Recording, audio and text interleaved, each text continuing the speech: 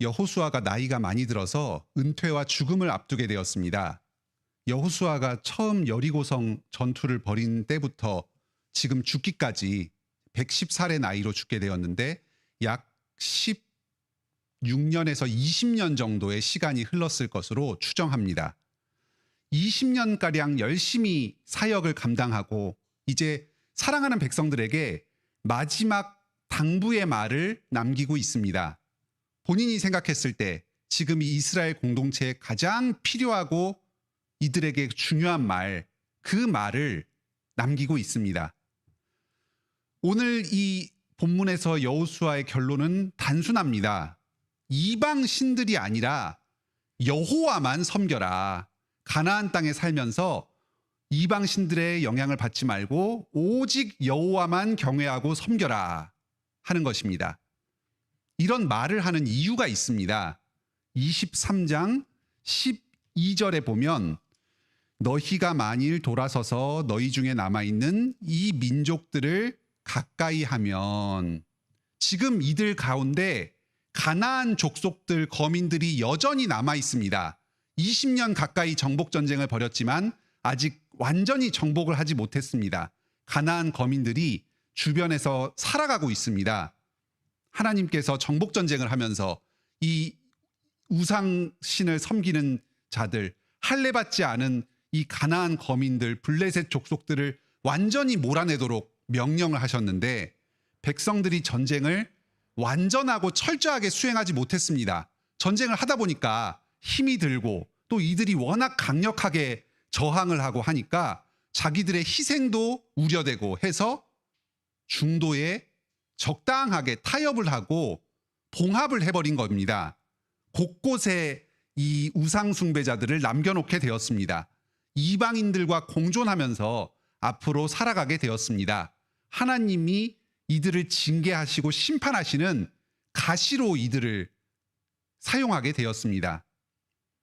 이런 상황 가운데서 이들을 떠나보내고 하나님 곁으로 갈 여호수아의 마음은 착잡합니다. 이 전쟁을 자기에 대해 다 끝냈어야 되는데 여전히 이 우상 숭배 가운데 백성들을 남겨두자니 마음이 불안합니다. 과연 이스라엘 백성들이 앞으로도 계속해서 여호와 신앙을 지키면서 살아갈 수 있겠는가? 가나안들이 섬기는 이 우상들에게 오히려 영향을 받지 않겠는가? 여호수아가 지금 이것을 걱정하고 있습니다. 지금 너희 주변에는 여러 이방 신들이 있다. 절대로 저들에게 넘어가지 말아라. 영향을 받지 말아라. 오직 여호와 하나님만 섬겨라. 오늘날도 우리가 비슷한 상황에 처해 있습니다. 세상 속에서 여러 다양한 신을 섬기는 사람들과 함께 살아가게 됩니다. 특별한 종교를 가지지 않은 사람이라고 하더라도 사실 그 내면의 깊은 곳을 들여다보면 돈이라는 우상, 이 세상의 성공이라는 우상, 자아실현이라는 우상, 이런 여러 가치관들이 우상으로서 신들로서 자리를 잡고 있습니다. 이런 상황 속에서 우리도 이 여호수아의 조언을 들어야 합니다. 오늘 말씀을 통해서 이 세상의 여러 신들의 눈을 돌리지 않고 오직 하나님 아버지와 우리 구주 예수 그리스도만을 바라보면서 그분만을 섬기기로 결단하는 시간 되기를 바랍니다. 우리는 오직 여호와만 섬겨야 합니다. 왜 그렇습니까? 첫째로 지금까지 우리 교회를 구원하시고 인도하여 오신 역사가 여호와의 참 주되심을 선언하고 있기 때문입니다. 여호수아는 2절부터 13절까지, 24장 2절부터 13절까지 이스라엘의 구원 역사를 간단하게 요약하고 있습니다. 크게 4단계로 요약합니다. 1단계로 하나님은 아브라함과 이삭과 야곱에게 가나안 땅을 약속하셨습니다. 이 족장들의 역사부터 시작합니다. 그리고 2단계로 애굽에서 종살이 하던 백성들을 다 물리치고 그 애굽 군대를 물리치고 홍해를 가르면서 이들을 구출하여 주셨습니다. 3단계로 광야 생활 40년 동안 이들을 안전하게 인도하시고 보호하여 주시면서 여러 자연의 재해들과 주변에서 이들을 위협하던 원수들로부터 지키시고 보호하면서 인도하여 주셨습니다. 다음으로 4단계로 가나안 땅에 도착해서 이들 거민들과의 전쟁을 승리하고 이 땅을 차지하면서 살도록 하여 주셨습니다. 이 긴 구원의 역사 가운데 주목되는 점이 두 가지가 있습니다. 먼저는 이 모든 구원의 과정이 철저하게 하나님께서 주도하시는 하나님의 구원이었다는 점입니다. 2절부터 13절까지 모든 문장들이 주어가 하나님입니다. 하나님이 뭐 하셨다. 하나님이 뭐 하셨다. 하나님이 구원하시고 이루셨다. 하나님께서 하신 일입니다. 백성들을 구하신 분도 인도하신 분도 싸워서 가나안 땅을 차지하게 하신 분도 다 하나님이십니다. 그동안 이스라엘 백성들도 고생 많이 했습니다. 종살이도 고생이었고 또 용감하게 홍해를 가르고 나온 것도 고생이었습니다. 40년 동안 광야 생활을 하면서도 너무너무 고생을 많이 했습니다. 지금 가나안 정복 전쟁을 10수년간 벌이는 과정에서도 많은 희생이 있었고 전쟁의 수고를 감당해야 했습니다. 하지만 하나님께서 일하시지 않으면 이들 백성들의 모든 수고는 헛되고 열매를 맺지 못합니다. 어떻게 이 약소한 민족, 400년 가까이 종살이를 하던 이 이스라엘 백성들이 하나의 민족을 이루어서 애굽에서 탈출해서 독립된 국가를 이룰 수 있었을까요? 이것이 현실적으로 가능한 일이겠습니까? 지금 현재 종살이를 하고 있고 애굽은 당대의 최강대국이고 그 기마병과 전차들을 보유하고 있는 강력한 군대인데 어떻게 이 백성들이 전부 탈출해가지고 단일한 민족 국가를 이룰 수가 있었겠습니까? 어떻게 이 백성들이 오랜 광야 생활 끝에 변변한 무기도 제대로 갖추지 못한 상황에서 이 무시무시한 가나안 거민들과 싸워서 전쟁에서 승리해서 그 땅을 차지할 수가 있었겠습니까? 인간의 상식으로는 불가능한 일들이었습니다. 오직 하나님께서 이스라엘 앞에서 앞장서서 싸우시고 이스라엘과 함께 전쟁을 수행하셨기 때문에 가능한 일들이었습니다. 구원의 역사를 되짚어보면 구원은 하나님께 속한 일이다. 우리는 오직 은혜로 선물로 그 구원을 받는다 하는 사실이 분명하게 드러납니다. 다음으로 이 여호수아가 요약한 구원의 역사에서 주목할 또 다른 점은 이 구원이 교회의 차원에서 이루어졌다는 것입니다. 2절부터 13절까지 하나님께서 너희를 구원했다. 너 한 사람이 아니라 너희 전체, 이스라엘 백성 전체를 구원하셨다. 너희. 모든 그 대상이 너희라는 복수형으로 나옵니다. 하나님께서는 이스라엘 공동체 전체를 구원하셨습니다. 교회를 구원으로 인도하셨습니다. 하나님의 구원의 사역은 교회의 차원에서 이루어집니다. 나 한 사람 한 사람이 구원을 받는 것도 교회의 구원 안에서 이루어지는 것입니다. 나의 구원을 위해서라도 우리 모두는 이 교회에 소속되어야 합니다. 그리고 다른 사람의 구원을 위해서도 함께 힘써야 합니다.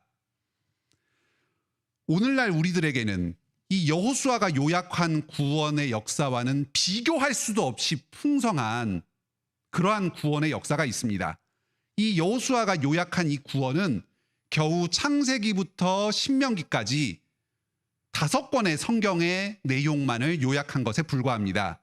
하지만 우리에게는 그 이후에 구약의 성경 전체의 역사가 구원 역사로 주어집니다. 예수 그리스도의 십자가와 부활의 역사가 구원의 역사로 우리에게 있습니다. 이후에 신약의 모든 성경 내용, 서신서들과 사도행전과 또 요한계시록의 내용들이 우리에게 주어진 구원의 역사입니다. 이후에 2000년 동안 지속되어 온 이 교회의 역사가 또한 우리에게 구원의 역사로 주어져 있습니다. 로마도 멸망했습니다. 또 그 밖에 교회를 탄압하던 여러 국가들이 다 지금은 이름으로만 남겨져 있습니다. 하지만 하나님의 거룩한 교회는 2000년 전에도 지금도 변함없이 그리스도의 터 위에서 사도들이 전한 복음 위에서 지금도 든든하게 서가고 있고 계속해서 확장되어 가고 있습니다. 이 세상은 끊임없이 우상숭배의 역사들로 우리의 기억을 채색하려고 합니다. 우리의 관점을 세속의 역사로 갖도록 만들어 갑니다. 일종의 역사 전쟁이 벌어지고 있습니다. 우리의 역사가 하나님의 역사이고 교회의 역사로 기억될 것인가, 아니면 인간 문명이 발전해 온 역사로 기억될 것인가. 우리가 이 우상숭배가 만연한 이 세상 가운데에서 오직 하나님 여호와만 계속해서 섬기고 나아가려면 이 구원의 역사를 계속해서 기억해야 합니다. 매주일 교회에서 드리는 예배 가운데서 우리는 성경의 말씀을 통해서 이 구원의 역사를 계속해서 듣고 배웁니다. 또 각 가정에서 부모가 자녀들에게 성경의 말씀을 들려주면서, 또 성도가 다른 성도들에게 성경의 말씀을 들려주면서 구원의 역사를 전수받습니다. 이 일을 계속하시기 바랍니다. 예배에 참석해서 설교 말씀을 듣는 것이 참 하나님의 살아있는 은혜를 우리가 경험하는 것이지만, 그와 동시에 세상의 역사관으로 오염되어 온 우리의 관점을 하나님의 구원의 역사로 새롭게 정립하는 시간이기도 합니다. 또 성경의 말씀을 이렇게 배우는 것과 더불어서 기회가 될 때마다 우리 교회의 역사를 가르치고 배우고, 또 그 교회의 역사 안에서 우리 부모님 개인의 신앙 역사를 들려주는 시간을 많이 가지시기 바랍니다. 특히 우리가 한국의 교회의 역사, 19세기 후반부터 시작되어 왔던 선교사들이 전해져서 지금까지 교회가 자라고 발전해온 이 교회의 역사를 잘 알 필요가 있습니다. 그 안에서 우리 고신교회가 자라고, 또 관악교회가 자라고, 여러분 한 분 한 분께서 이 교회 회원이 되어서 지금까지 신앙을 지속해온 이런 역사들을 잘 기억하고 우리 자녀들에게 전해줄 필요가 있습니다. 여호수아의 이 간절한 심정으로 나 자신과 우리 자녀들에게 구원의 역사를 들려주고, 또 우리 스스로가 그것을 계속해서 기억하면서 여호와만을 경외하는 우리 모든 성도들이 다 되시길 바랍니다. 지금까지 우리 교회를 구원하고 인도하여 오신 바로 그 여호와만 섬기자 하는 말씀을 들었습니다. 우리가 오직 여호와만을 섬겨야 되는 또 다른 이유는 여호와께서 이방 신을 섬기는 자에게 재앙을 내리시는 거룩하고 질투하시는 하나님이시기 때문입니다. 우리는 이방 신을 섬길 때에 하나님의 그 질투의 대상이 되고, 그래서 큰 화를 당합니다. 하나님의 심판 아래에 놓이게 됩니다. 가나안에는 여러 신들이 있었습니다. 저 멀리 강 건너편에 메소포타미아 문명의 중심지, 수메르 문명 이런 것이 발전하던 그 지역에 섬기는 여러 우상신들이 있었습니다. 그리고 아래로는 남쪽에 애굽에서 섬기는 이집트의 여러 우상신들이 있었습니다. 가나안은 그 이집트부터 저 메소포타미아, 유프라테스, 티그리스강 하류 지역까지 이어주는 그 비옥한 초승달지대의 그 중간에 위치한 지역으로서 양쪽 문명이 교류하는 곳이었고, 이 말은 반대로 양쪽의 우상신들, 나쁜 것들이 전부 모이기가 쉬운 그런 위치였습니다. 인간의 생사화복을 이 여러 우상신들이 주관한다고 생각하고, 이들을 의지해서 여러 사회의 문제, 국가의 문제, 인생의 문제들을 해결받고자 했습니다. 특히 가나안 거민들에게는 농사와 비의 문제가 아주 절박한 생존의 문제였습니다. 건기와 우기가 뚜렷한 기후, 그리고 땅이 물이 잘 모이지 않고 금방 배수가 되어버리는 그런 토지를 지니고 있었기 때문에 하늘의 그 기후에 따라서 흉년과 풍년이 오가는, 사람의 노력으로 어떻게 농사를 잘 짓기가 힘든 그런 열악한 환경 가운데 살고 있었습니다. 그래서 바람과 풍요의 신들, 바알 같은 이런 신들을 섬기면서 비를 내려주는 신, 풍요로운 추수를 거두게 해주는 신, 이런 신들을 섬기면서 한 해 한 해 농사를 지어갔습니다. 또 자녀가 부족할 때에는 다산의 상징이 되는 그런 달의 여신, 풍요의 여신, 이런 신들을 섬기면서 자녀들을 구하였습니다. 오늘날도 우리가 평소에는 예배드리면서 여호와 신앙을 가지고 있다, 예수 그리스도만 섬긴다 하지만 인생의 절박한 문제를 당할 때에 우상 숭배로 빠지기가 쉽습니다. 진정으로 여호와를 경외하는 신앙, 하나님만을 섬기는 신앙은 고난 가운데서 증거됩니다. 경제적인 어려움이 있을 때, 건강에 어떤 문제가 생겼을 때, 자녀 문제로 전전긍긍할 때, 평소에 신앙이 아주 좋다고 하던 사람들도 말씀을 저버리고 세속적인 방식으로 문제를 해결하려고 하는 것을 우리 스스로에게서도 쉽게 볼 수 있고, 또 주변에서도 그런 모습들을 자주 보게 됩니다. 심지어 미신을 쫓아서 어떤 점을 보기도 하고 구슬하기도 하는 그런 모습도 신자들 사이에서 벌어지기도 합니다. 하지만 이런 여러 우상들은, 이 세속적인 가치관들은 우리의 인생의 문제를 결코 해결해 주지 못합니다. 사람이 만든 허상에 불과합니다. 잠깐의 미봉책에 불과합니다. 사탄은 거짓말쟁이입니다. 자신을 섬기면 이 문제를 해결해 줄 것처럼 달콤한 말로 우리를 속입니다. 하지만 죄의 삭은 사망일 뿐입니다. 잠깐의 경제적인 문제가 해결된다고 해서, 잠깐의 어떤 인생의 과제가 극복된다고 해서 이 세상 하나님의 진노와 저주 아래 놓이고 죄와 사망의 권세 아래 놓인 이 세상의 이 악과 고난은 근본적으로 해결될 수가 없습니다. 하나님을 섬기지 않고 이 세상의 우상들을 섬긴 대가는 오직 죽음일 뿐입니다. 거룩하신 하나님은 질투하시는 하나님입니다. 구원의 은혜를 저버리고 우상을 섬긴 백성들을 결코 그냥 두고 보지 않으십니다.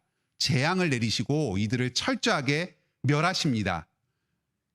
인생의 심각한 문제 가운데서 하나님만을 온전히 섬기는 것이 참으로 쉽지 않은 문제입니다.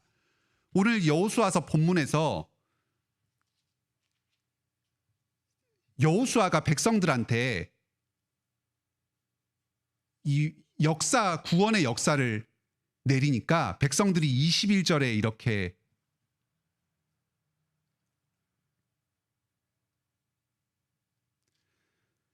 여기 16절에 백성들이 먼저 화답합니다. 우리가 결단코 여호와를 버리고 다른 신들을 섬기기를 하지 않겠습니다. 이렇게 화답합니다. 그런데 여기에 대해서 여호수아의 반응이 참 특이합니다.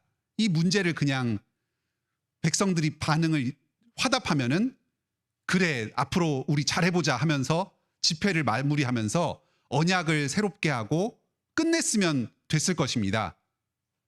그런데 여기에서 다시 한번 19절에서 여호수아가 백성들에게 다짐을 시킵니다.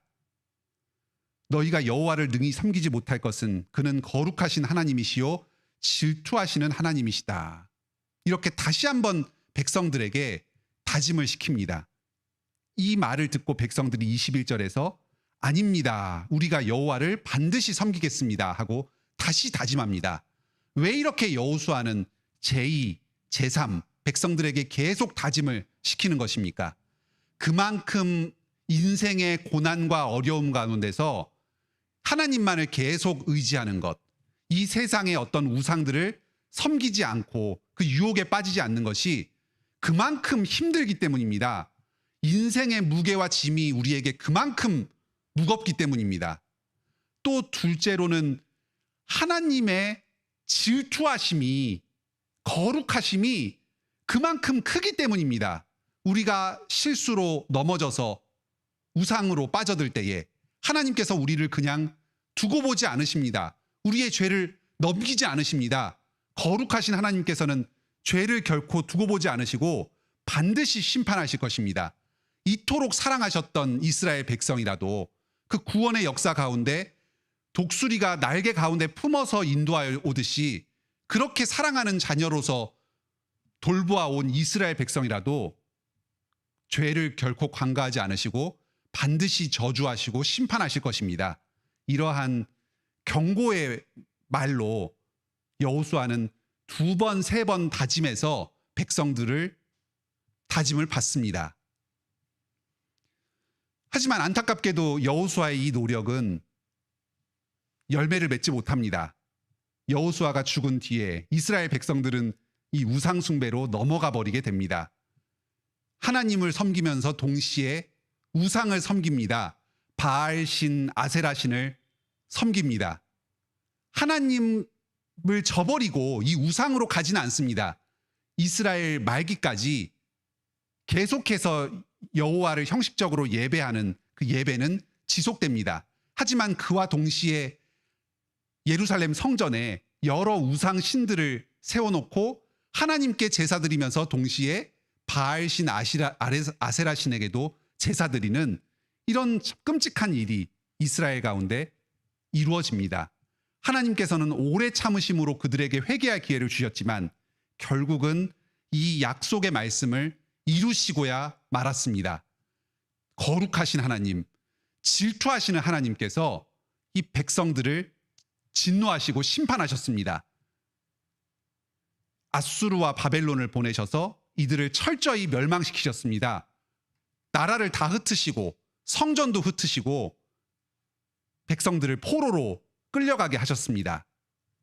하나님의 때가 되어서 자비하심으로 백성들을 다시 돌아오게는 하셨지만 여전히 이 백성들은 하나님을 온전히 경외하지 못하였습니다.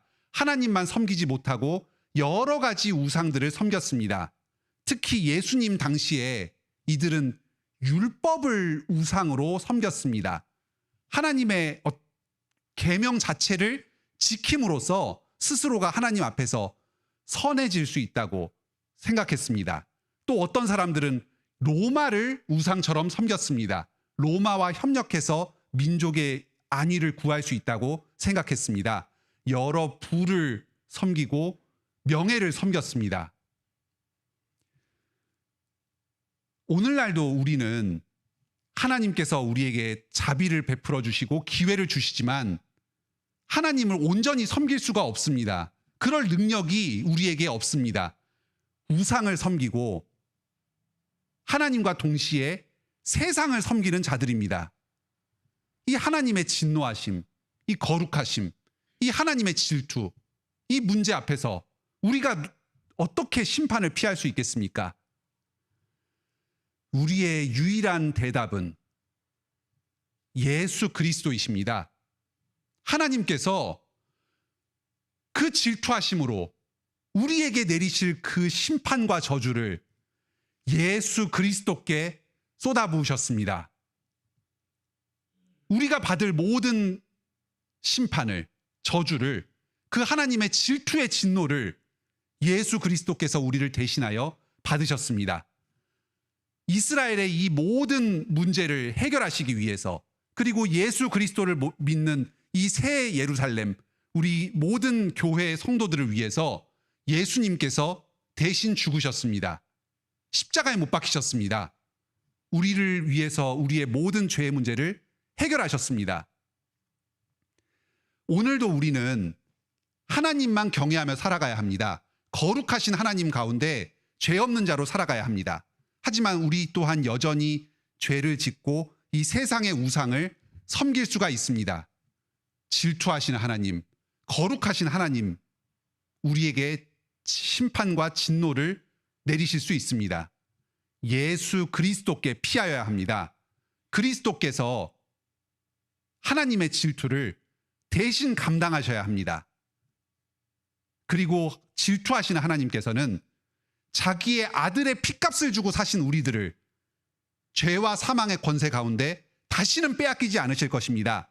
출애굽한 백성들을 다시 애굽에게 뺏기기를 원치 않으시고 이 백성들을 심판하심으로 그들을 궁극적으로 구원하신 하나님께서 오늘날 우리들 또한 예수 그리스도를 피값 주고 사신 우리를 절대 죄악의 사망의 권세 가운데 빼앗기지 않는 그 질투하심으로 우리를 인도하시고 이끄시고 계십니다. 하나님의 거룩하심과 질투하심은 우리를 구원하시는 열심으로 드러납니다. 우리가 여전히 연약하지만 그리스도 안에서 계속해서 우리를 복주시고 말씀으로 길러가십니다. 오늘 이 여호수아는 25절 이후에 백성들과 언약을 맺으면서 율례와 법도를 제정하고 또 상수리 나무 아래에 돌을 가져다가 그것을 증거로 삼습니다. 오늘날에 하나님께서는 우리에게 말씀과 성례를 주십니다. 계속해서 그리스도의 십자가의 복음을 들려주시고 그 십자가의 복음 증거를 증표로 하는 세례와 성찬을 우리에게 행하시면서 우리를 오직 여호와만 경외하는, 여호와만 섬기는 자로 살아가도록 이끌어 주십니다. 우상에게 뺏기지 않고 하나님만을 바라보는 자로 끌고 가십니다. 우리에게 여호와의 열심이, 여호와의 이 질투가 오늘날도 일하고 계십니다. 사랑하는 성도 여러분, 이 주님께서 우리에게 주신 예배, 이 말씀과 성례를 계속해서 행하면서 예수 그리스도의 십자가를 의지하시기 바랍니다. 세상의 우상은 결코 우리의 인생의 문제를 해결할 수 있는 답이 되지 못합니다. 오직 예수 그리스도의 십자가의 보혈만 의지하여서 인생의 문제를 해결받고 하나님께 계속해서 복을 누리시는 여러분 다 되시길 바랍니다. 오늘 말씀을 요약하겠습니다. 우리는 하나님 여호와만을 경외하고 섬겨야 합니까? 섬겨야 합니다. 왜 그렇습니까? 하나님께서 우리를 교회로 구원하여 주신 역사가 있기 때문입니다. 또한 이 세상의 이방신들은 우리의 인생의 문제를 결코 해결하여 주지 못하고 오히려 우리가 이방신을 쫓을 때에 하나님의 진노하심과 질투하심이 우리에게 임하기 때문입니다. 우리는 하나님 여호와만 섬기는 일을 할 수가 없습니다. 예수 그리스도께서 우리를 대신하여 우리를 위하여서 십자가에 못 박혀 죽으심으로 하나님의 진노와 저주를 감당하셨습니다. 그리고 오늘도 우리가 온전히 하나님만 경외하고 섬길 수 있도록 힘을 주고 인도하고 계십니다. 그리스도만을 의지하여서 하나님을 온전히 경외하고 섬김으로 주님 안에 속하는 이 주님의 구원의 일 가운데 계속해서 동참하는 이 복을 다 누리시길 바랍니다. 함께